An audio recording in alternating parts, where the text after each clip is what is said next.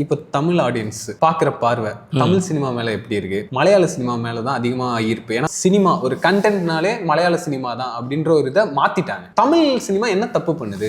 Tamil cinema தப்பு பண்ணலங்க.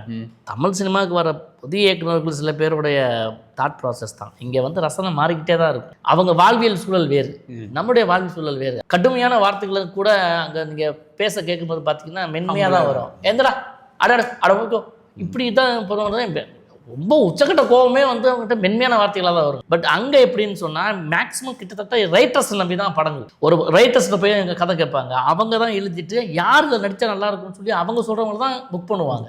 இங்கே அப்படி கிடையாது. ஹீரோயிஸ் எந்த கதையாக இருந்தாலும் சரி, யாருக்கு அந்த கதை மாஸ் அவர் வருவார், அவர் ஒரு டைலாகை மாற்றுவார், அப்படி பண்ணுவார்.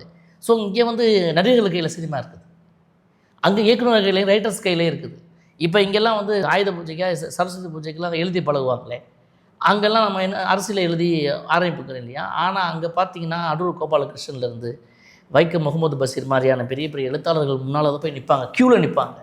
லட்சக்கணக்கில் அவங்களுக்கு தட்சணை கொடுத்து உங்கள் கையால் என் பையன் வந்து எழுதணும் முதல் அப்படின்னு ரைட்டர்ஸ்கிட்ட போய் நிற்பாங்க. இங்கே யார் நிற்கிறா? இந்த மாதிரி ரைட்டருக்கு மரியாதையே கிடையாது. ஃபஸ்ட்டு இங்கே நம்ம நடிகர்களை நம்பியும் அவ்வளோதான், இவங்க வந்தால் படம் ஓடிடும்னு நினச்சி நம்ம பண்ணுறோம் இல்லையா. அதில் நிறைய தலையீடுகள், நிறைய இயக்குநர்களால் சுதந்திரமாக பண்ண முடியாத சுச்சுவேஷன், இந்த மாதிரிலாம் நிறைய நடக்கும்.